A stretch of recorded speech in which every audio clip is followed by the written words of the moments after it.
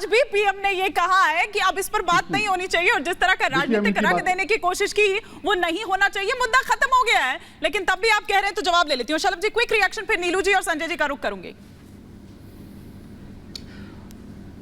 हिमानी जी, इनकी बातों से कतई मुझे और इस देश के जो तमाम मजबूत सनातनी उनको तकलीफ नहीं पहुंचती। क्यों? क्योंकि इकबाल अंसारी तो मुद्दा ही थे, उनका नाम था केवल कि बाबरी का केस लड़ रहे हैं। लेकिन 25 जो वकील खड़े होते थे, जो 25 लोग कोर्ट में खड़े होकर कहते थे कि भगवान राम काल्पनिक हैं, वो छद्म सनातनी ही थे। उनके नाम सनातनी थे, लेकिन अंदर से वो बाबरी के पैरोकार थे, वो बाबरी के लिए बिलखते थे। तो हमें ऐसे छद्म सनातनियों से कोई सर्टिफिकेट नहीं चाहिए। इस देश के सनातनियों ने अपना प्रमाण दे दिया, अपना आशीर्वाद दिया, 2014 में दिया। उत्तर प्रदेश में 2 बार लगातार रिकॉर्ड टूटा, 2 बार भारतीय जनता पार्टी की सरकार बनी। आसपास मध्य प्रदेश, गुजरात, राजस्थान, सब सनातनियों ने अपना आशीर्वाद दिया। ये छद्म सनातनी आते रहे। हमारे संस्कारों में लिखा है, हमारे वेद पुराणों में लिखा है कि छद्म सनातनी आते रहे, हम उनका मुकाबला करते रहे, उनका जवाब देते रहे। अखंड भारत में मोदी जी के प्रति आशीर्वाद है, माताओं बहनों का, सनातनियों का। हमें गर्व होता है कि मोदी जी जैसा प्रधानमंत्री है जिनके रहते ये भगवान राम की प्राण प्रतिष्ठा हुई। नहीं तो इन छद्म सनातनियों ने क्या कर रखा था? भगवान राम का मंदिर तो छोड़िए, भगवान राम को टेंट में बैठा के रखा था। लेकिन इनकी आंखों से आंसू नहीं आते ये थे, सर्टिफिकेट आप तो नहीं देंगे ना, इसलिए मोदी जी पर सनातनियों को गर्व है। अभी मुक्तेश्वरानंद, स्वामी अभी मुक्तेश्वरानंद, मेरे पूज्य श्रद्धेय गुरु, उनका जिस प्रकार से अपमान हुआ और हाईकोर्ट के केस में वही सबसे बड़े प्रतिवादी थे और उन्हीं के गवाही पे हाईकोर्ट ने हिंदू पक्ष के लिए वो, और उनका जिस प्रकार से अपमान हुआ है, सनातन धर्म का अपमान हुआ है। और देखिए, बिना पत्नी के कोई भी सनातनी कार्यक्रम सिद्ध नहीं हो सकता। और यूसीसी की बात जो लोग करते हैं, तलाक की बात करते हैं, वो एक तलाक की बात भी करते हैं। कोई मतलब है? जब क्लियर कर चुके हैं, उधर पीएम भी अभी शलभ जी भी बोल रहे हैं। नहीं, सनातन विरुद्ध है ना ये सनातन विरुद्ध लगता है संजय जी। नहीं, जरूरत नहीं है, लेकिन सनातन को जिस तरीके से लेकर के आए हैं शलभ जी, इनको ये क्या कहते हैं अभी जो उन्होंने कही है, पूरी लाइन ली है कि जो बीजेपी को वोट नहीं करता वो सनातनी नहीं है। नहीं, मैंने कहा ना कि ये सर्टिफिकेट आप नहीं ये हिंदू नहीं है। मैंने कहा कि ये कह रहे हैं ये सत्ता, यही तो डरा रही है देश को, यही तो धमकी दे रही है बीजेपी। मैं यही कहना चाहता हूं और हाथ जोड़ के कहता हूं कि सलाम मनी जी, इस तरह की परिपाटी देश में मत शुरू करिए। इतना खंड देश को मत करिए कि जो भाजपा को वोट दे वो हिंदू, जो भाजपा को वोट दे वही सनातनी। ये क्या मतलब बनता है साहब?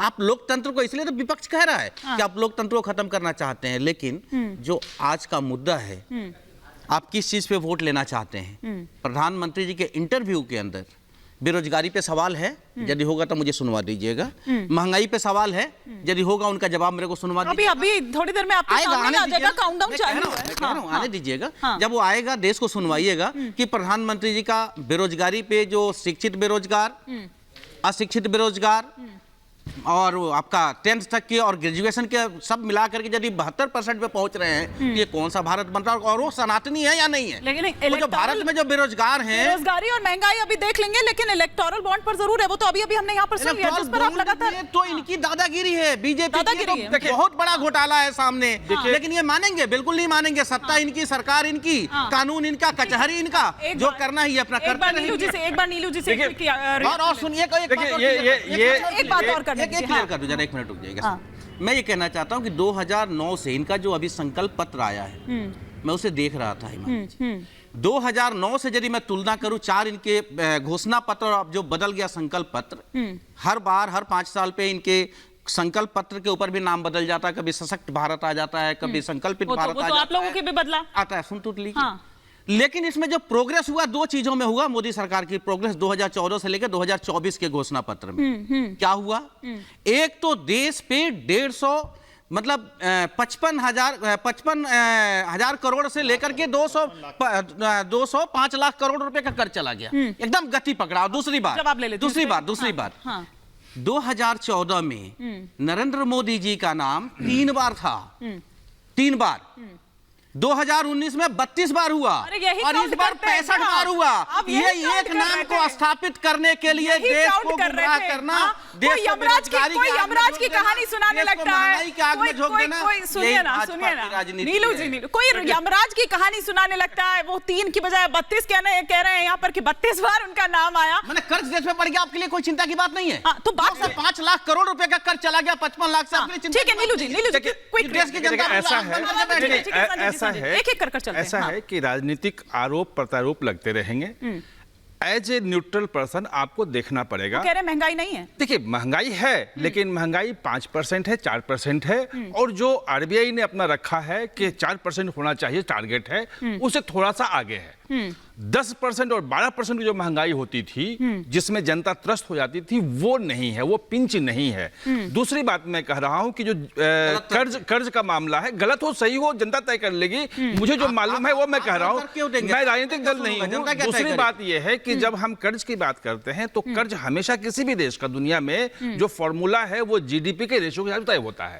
तो क्या इंडिया का जो कर्ज है वो जीडीपी के रेशियो से ज्यादा बढ़ गया है, या सिर्फ डाटा देंगे?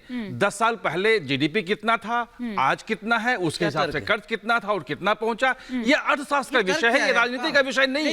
ये अर्थशास्त्री बताएंगे। अर्थशास्त्री बताएंगे। ये बताइए ना, आपने महंगाई पे तीसरी बात सुनिए, पहले बात, आपने डीजल पे कम नहीं किया, पेट्रोल पे कम नहीं किया, महंगाई दर नीचे नहीं किया, फिर वो कर्ज क्यों लिया आपने? ये बताइए ना, वो कर्ज का पैसा गया कहाँ? अरे भाई, ये पीएम केयर फंड में है तो उसका हिसाब दे दीजिए देश की जनता को, वो पैसा कहाँ है? देखिए, अगर लोग सड़कों पे चल रहे हैं, अगर 350 से 700 अगर मेडिकल कॉलेज हो चुके हैं, अगर यूनिवर्सिटी की संख्या दुगनी हो गई है, अगर हाईवे और सुपर हाईवे बन रहे हैं, तो अपने आप कहीं से तो नहीं आ रहे हैं ना। तो डीजल पेट्रोल में टैक्स नहीं दे रहे हैं क्या? देश की जनता टैक्स नहीं दे रही है, पैसा कहां जा रहा है ये बताइए ना। दूसरी बात, टैक्स के पैसे से देश विकास करता है।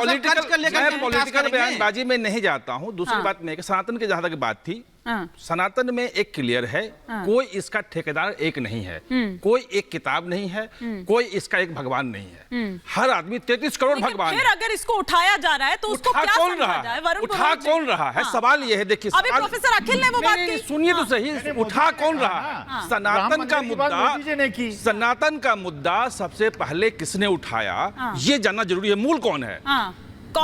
मूल है मारन, जिन्होंने कहा कि हम सनातन को खत्म कर देंगे। ठीक है, बीजेपी नहीं है, प्रधानमंत्री। अरे हमें खत्म करने में तैयार बैठे हैं भाई ना, कि भाई अगर सनातन को मुद्दा बनाने की कोशिश कर रहा है, हमें सनातनी मानने, हमें कह रहे हैं छत में सनातनी है। प्रतिक्रिया आ रही है, कुछ नहीं आ रहा है, तो आएगा।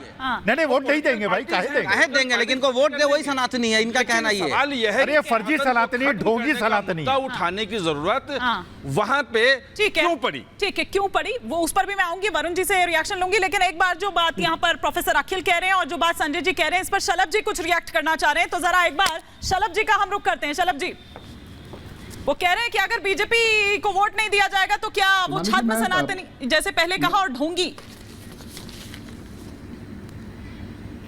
हिमानी जी, मैं स्टूडियो से नहीं जुड़ा हूं, तो मैं उम्मीद करूंगा कि बीच में कोई टोकेगा नहीं। हम लोग बाहर से जुड़े हैं, कुछ लोगों को टोकने की बीमारी होती है। देखिए, 42 लाख गाड़ियां बिकी हैं। अभी रिपोर्ट में देख रहा था कि 42 लाख गाड़ियां बीते वित्तीय वर्ष में बिकी हैं। ये जो लोग कलप रहे हैं ना, उनको तकलीफ इस बात की है, वो चाहते थे कि भगवान राम टेंट में रहें, वो चाहते थे कि भगवान राम को काल्पनिक साबित करें। उनके सीने पर मूंग दलते हुए भगवान राम का मंदिर बना। वो चाहते थे 370 रहे, सुन लीजिए, वो चाहते थे 370 बहाल रहे। और कांग्रेस पार्टी खुलेआम जाती है कश्मीर में, क्या कहती है कि हम 370 बहाल करेंगे। अपने घोषणा पत्र में वो कहते हैं कि हम गाजा के लिए पैसा देंगे। सोचिए, मतलब आप लगता है कि किसका कौन सा शरीयत लागू करना चाहते हैं। सुनिए ना शलभ जी, आपने कश्मीर का जिक्र किया यहाँ पर, वो ये भी कह रहे हैं कि कश्मीर का जिक्र आपने जिस तरह से किया और कच्चा तीवू का जिस तरह से आप कर रहे हैं, वो कच्चा तीवू उसमें नजर नहीं आया। अब सुन तो लीजिए, क्या ये सच नहीं कि कश्मीर में धारा 370 थी? क्या ये सच नहीं कि कश्मीर में रोज आतंकी हमले होते थे? क्या ये सच नहीं कि वहां पे तमाम सारे जो भाड़े के पाकिस्तान के दलाल नेता बैठे थे, ये हुर्रियत वाले, इनको ये पे करते थे कांग्रेस पार्टी के लोग? सच नहीं है क्या? धारा 370 डंके की चोट पे हटाई और उनके जो आतंकियों के मरने पे जो मजमा लगता था, वो मजमा खत्म हो गया, क्योंकि मोदी जी की सरकार है, हम डंके की चोट पे काम करते हैं। इसलिए कहते हैं कि संकल्प पत्र नहीं है,